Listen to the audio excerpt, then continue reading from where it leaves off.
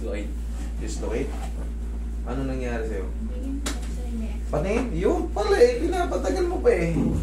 Para makita na natin yan. Ano ba nangyari dyan? 2 beses na dislocate. 2 beses ka na dislocate. Left knee. Okay, no demonstrable fracture or dislocation. O, wala na pang dislocate eh. Yung una, Naku! Kakaiba to, pilipit to.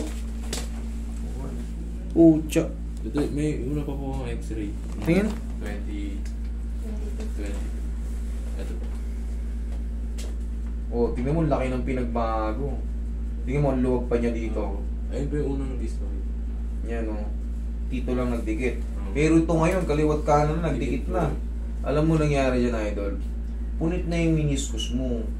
Ngayon, Ayun dito po. hindi, meniscus. Sa gitna, palaman niya sa gitna. Oh, nagtama na lahat. Lalo to, diin na diin. Dito, nung unang x-ray niya, yan o. Makikita nyo. Dapat kasi, yan o. Yan, may allowance pa. Tignan mo rito. Hawa ko to.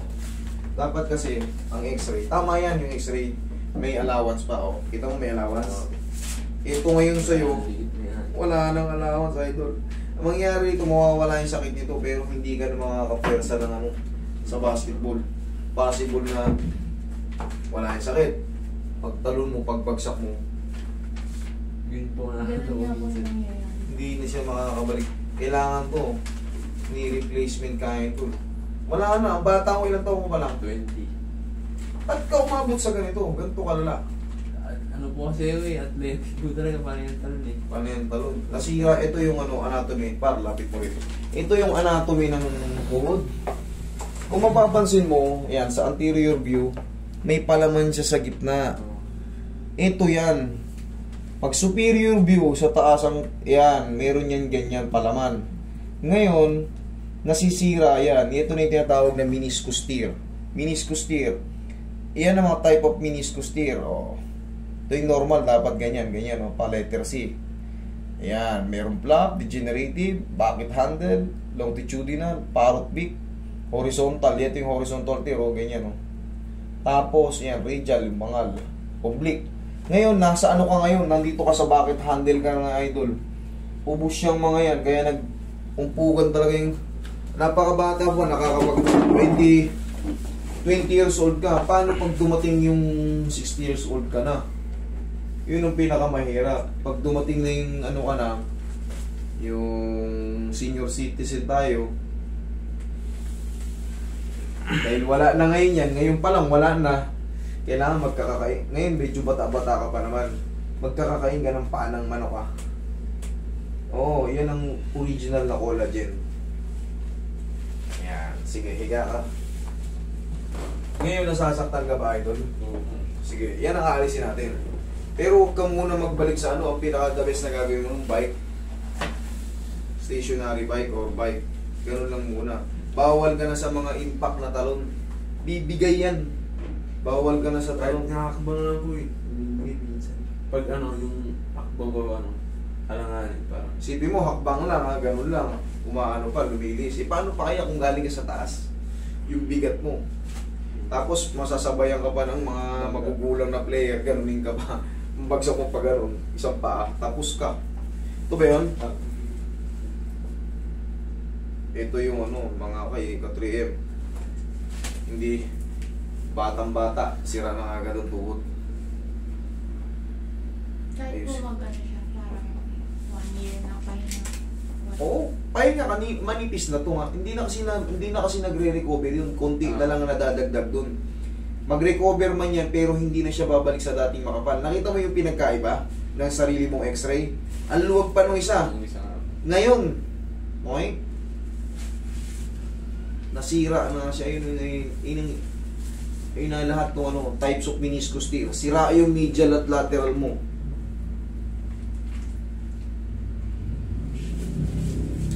Tiis-tiis ka talaga ngayon.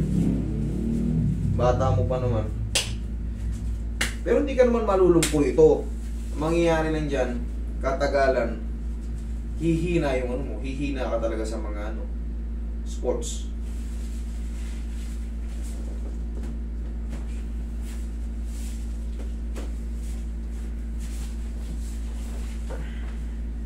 para lumakas ulit yan, mag-bike ka. Ayan o, kita mo, naubos. Ayan o, bike.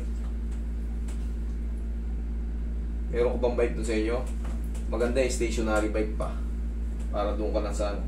Ilabas mo yung stationary bike mo doon sa may kaarawan.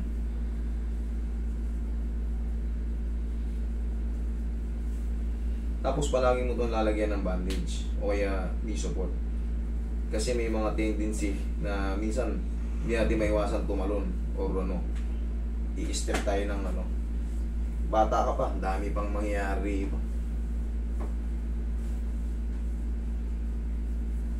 Ready ka ng bandage, kailangan ko ng bandage.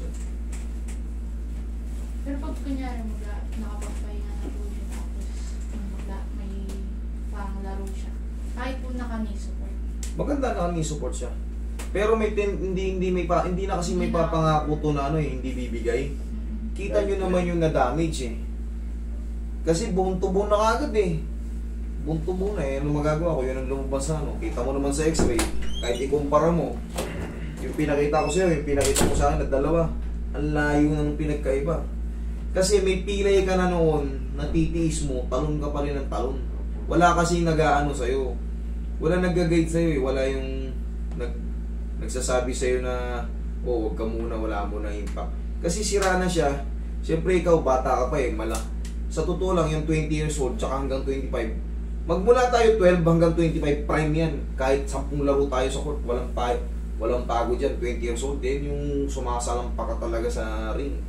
Yang ganyang edad, talagang high flyer ganyan. Pero, sa dami ng injury mo sa tuhod, wala. Ganun talaga.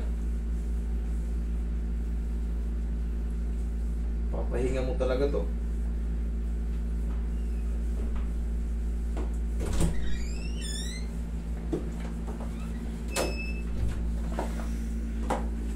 Ipahinga mo to pala. Isa pa. Huwag mo hayaan to. Sige, laksan mo. Yun! Isa pa. Okay.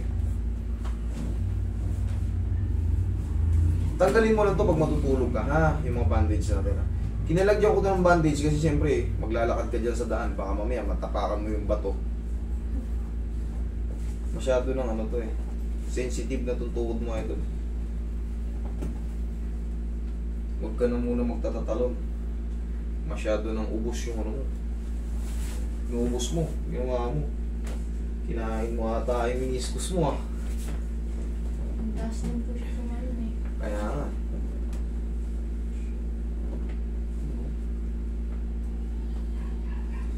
Taas tumalon to eh. Payat na matangkad eh. Tsaka sigurado malakas malaro. Malakas din ata yung tili mo pagka maglalaro siya. Kaya nga. Pero kapag nalaload ako eh, hindi na nakakashoot. Sige, lakad ka. Tingnan mo nga, lakad-lakad ka siya, galing mo nga. Tingnan mo, umibigay pa. Tingnan mo, mas malakas. Mas maganda. Kaya na yan, nakasalansan na yan, idol. Hayaan mo lang muna, mag-bike-bike ka muna. Ha? Tapos may mga, magpa-check up ka pa rin kung ano may dadagdag nila dyan. Kakapitan pa na ano yun, napakabata mo pa. Malakas pa yung mabilis pa yung metabolism mo. Ano pa yun, katagalan ma-recover pa. Kaya magkakakain ka ng paa ng manok ha. Ang luto nun